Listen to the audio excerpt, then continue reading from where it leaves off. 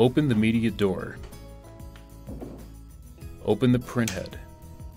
Use a Zebra Preventative Maintenance cleaning swab, or pen, to wipe along the brown strip on the printhead, or use a lint-free cloth or swab dipped in 99.7 isopropyl alcohol.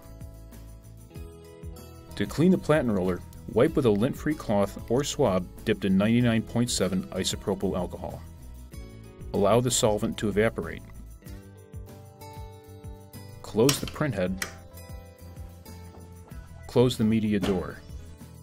Clean the printhead on a regular basis to extend its life and to prevent inconsistent print quality.